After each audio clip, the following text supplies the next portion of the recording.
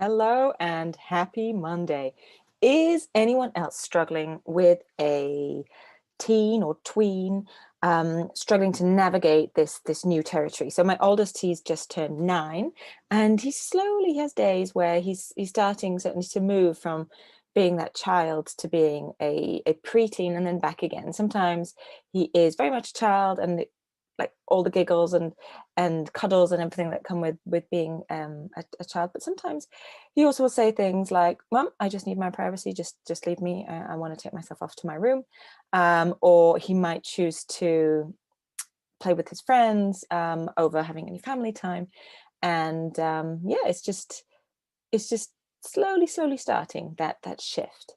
Welcome back to this week's Monday Night Conversation. My name is Annika, and I'm the founder here at Mummy.Made.This, a company I founded back in 2020 to inspire creative play in children and to help make parents' lives that little bit easier in this parenting journey that we're all up to. So last week we talked about timeouts and what to do instead.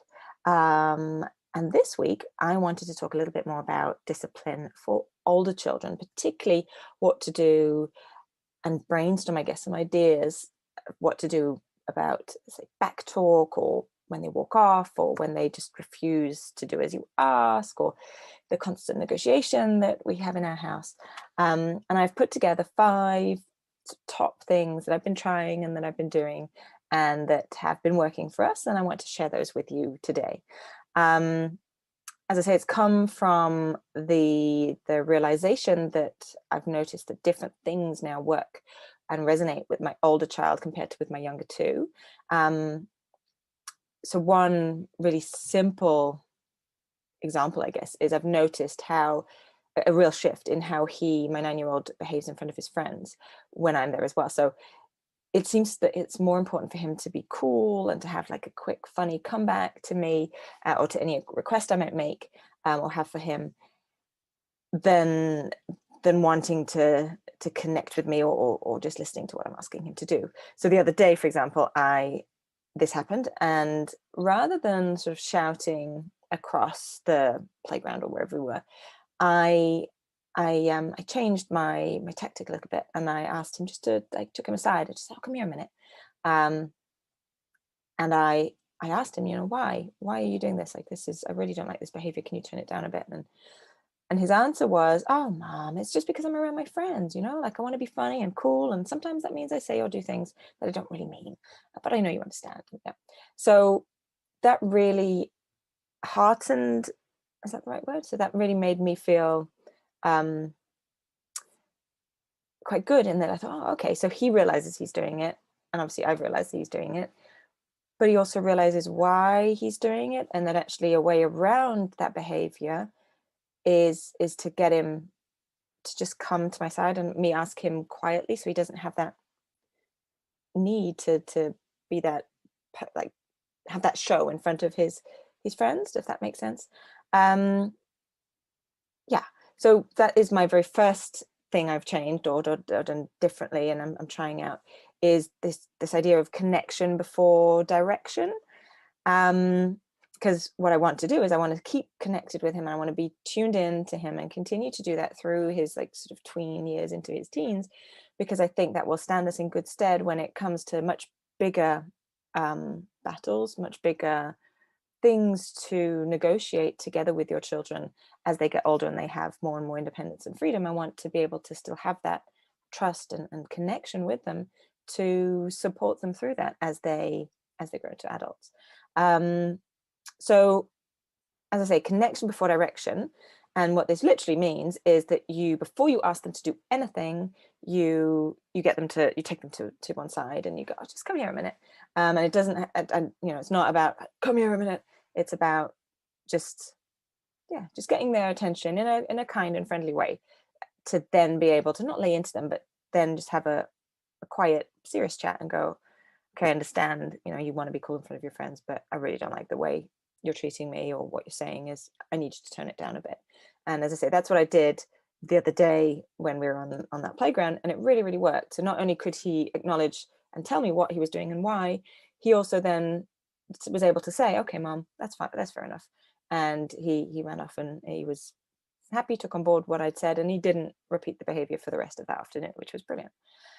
So I've been quite surprised actually just how effective this is once you have them by your side, and you get to tell them whatever you need to tell them, like openly and peacefully, and as I say, through connection rather than that shaming or putting them down or a power struggle in front of their friends or in front of others. There's no need for that.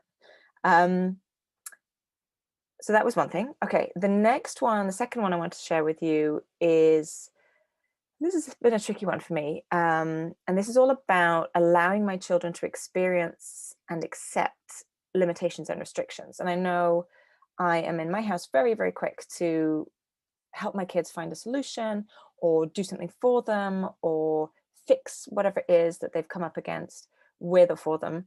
And that means that they can really struggle when something isn't going to work out the way they envisioned it to. And that's when I will get lots of negotiation or lots of big feelings and a lot of frustration often.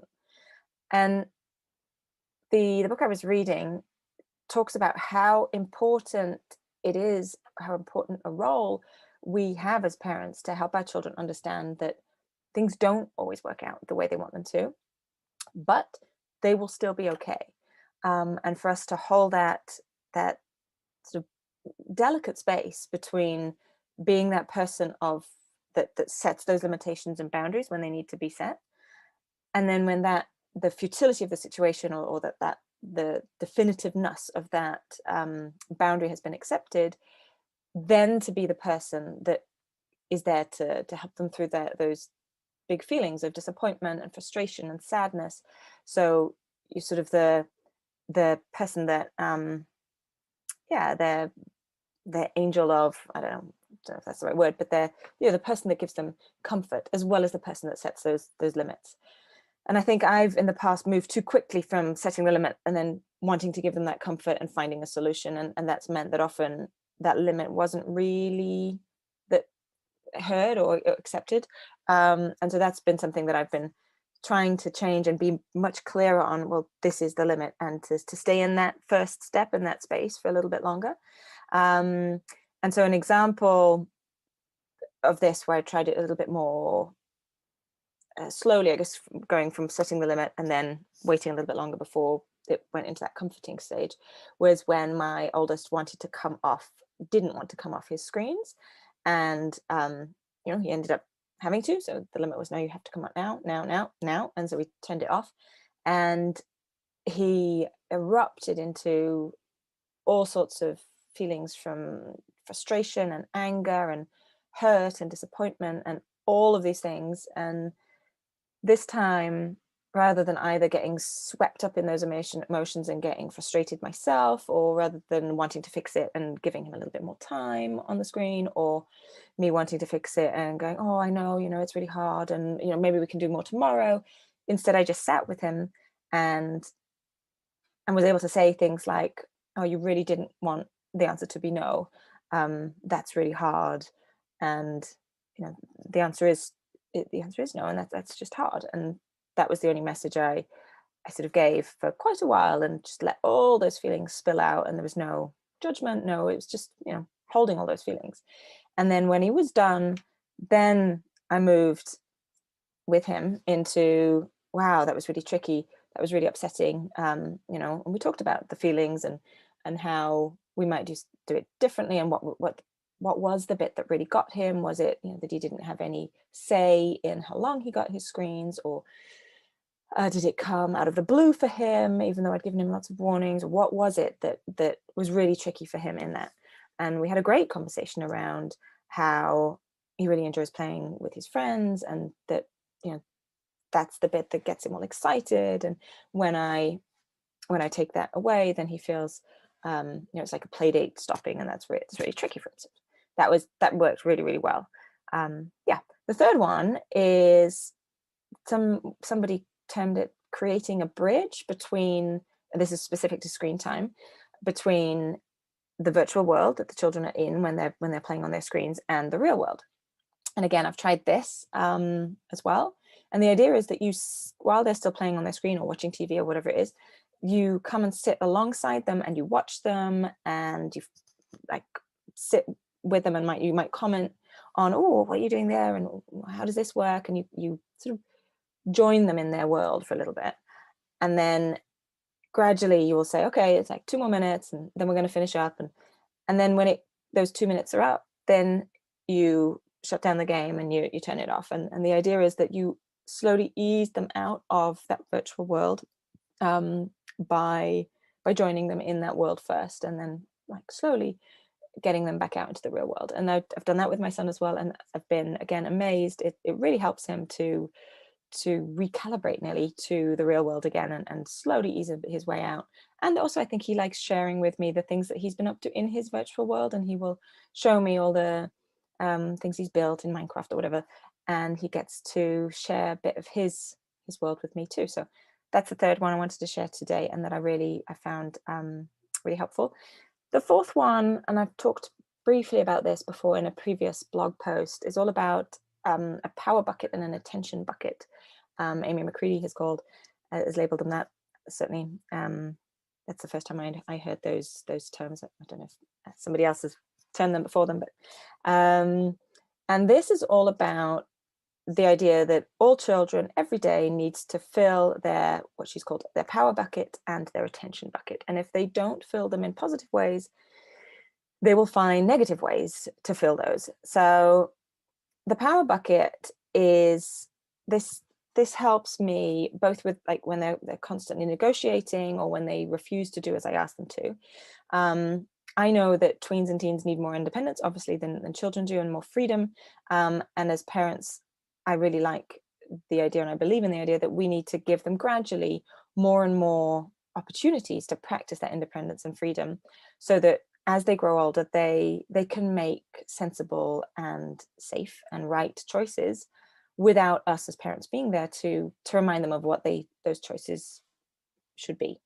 But they need practice to get those right, and they need lots of opportunities to get it wrong first on small things that don't really matter where they get them wrong, to get them right, and the big stuff when they're teenagers. So I have tried really hard to find more and more ways to give my 9-year-old in particular, my others too, but my 9-year-old in particular, more chances and more opportunities to practice making good choices for himself. So this not only builds their confidence and self-esteem, as you say, this makes me as a parent trust more and more that he is gaining the knowledge and the skills to make good choices in the future. An example for that is that our kids have been snacking a lot, and snacking on quite unhealthy stuff all through the day. And at first my husband and I were like, right, we just need to stop all the snacks, and it's no.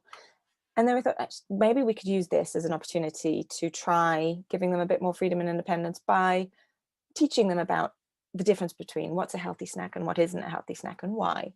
And the idea that, you can have a bit of everything, even unhealthy snacks. You can have a little bit of, just not as many as you're having right now, and this is why. And then to offer them a whole variety of things to pick from, so that they get to choose what they want, and therefore filling their power bucket. But they also get to practice making good choices and sensible choices over time. So we've started that with snacks, but we've also started it with lunchboxes, where we now put out different choices for their lunchboxes, and they get to pick within reason, between various things that they want to eat for lunch at school.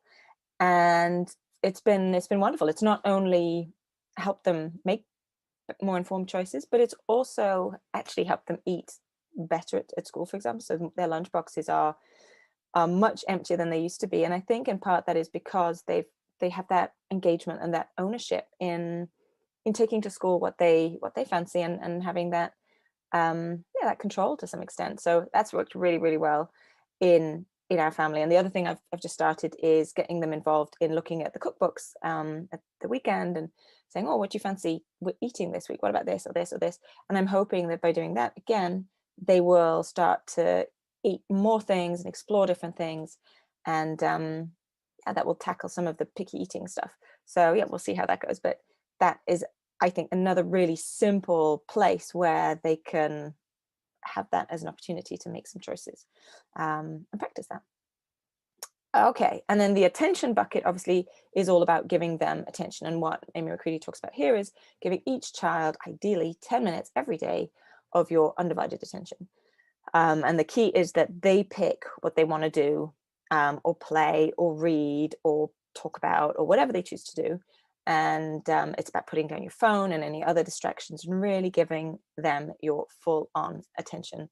And it massively fills that attention bucket, but also means that connection to your child is restored and established every single day, and that is soul time that is priceless. So we, with my oldest, that sometimes him and I just walk down to the shops to pick up some bits and pieces that we were missing for dinner, or it is all about talking to him about stuff that's come up during the day. So in the evenings, I'll often do what's the best bit and worst bit of your day, and then that often brings out what's really been going on in his life. Or we might prepare some food together, or we read together in the evenings, or watch some movies, or whatever it is that he wants to do. And then finally, the last one, and I touched on this last week as well, actually, and I'd called it the meeting on the couch. So this was from a Playful Parenting book by Lawrence Cohen. The idea here is that anyone in the family can call a meeting on the couch, and the aim is it's not a timeout such at all. It's about both parties. If something's gone wrong and emotions are running high, it's about both people coming together and sitting on this couch to be able to calm down and reconnect when they're ready. It's not about one party punishing the other. It's literally about calming down, reconnecting. Or it might be you call a meeting on the couch because you want to talk about the holidays and planning something, or you might call a meeting on the couch because you just want to cuddle, or whatever it is. It's creating that safe space and having that safe space in your family home for people to connect, really. So that's the fifth one. That was all I wanted to share with you tonight. Those are my 5 ways I am trying to discipline slightly differently. And I guess the overriding theme again is about connection, and it's very much about preventing rather than punishing. And I think it's more important than ever to connect with your children, especially as they become tweens and teenagers, and they go through lots and lots of tricky things that they need to negotiate and navigate as they grow older. And it's about staying by their side and helping them through that, I guess. So that's all for me tonight. I'd love to hear your thoughts, and I'd like to continue the conversation in our Facebook group too. If you haven't joined yet, I'd love you to. You can find the direct link on my webpage, www.Mummy.Made.This.co.uk, and there's a little blue link in the top right hand corner for you to click on, and then it takes you straight through to the Facebook community for you to join. Do let me know your thoughts and your comments, and let me know if you have any particular ideas or wishes for the topic next week. Simply email me at Annika@Mummy.Made.This.co.uk, or you can respond to me on my Instagram or Facebook. Both those handles are also Mummy.Made.This. If you've missed any past videos and you'd like to take a look, you can go to my YouTube channel at Mummy.Made.This, or you join the Monday night mailing list. And the link for that is www.Mummy.Made.This.co.uk/Monday night. And then finally, if you want to receive the blog to your inbox, I write a write-up of every Monday evening conversation. I write that up in time for Wednesday evenings. If you want a direct email with the latest blog to your inbox, you can sign up for this at www.Mummy.Made.This.co.uk/mailing list. I hope you have a lovely rest of your week. If it's half term where you are, I hope you have a particularly good week. And I will see you next week on Facebook or YouTube at 8 o'clock for our next Monday night conversation. Take care. Bye.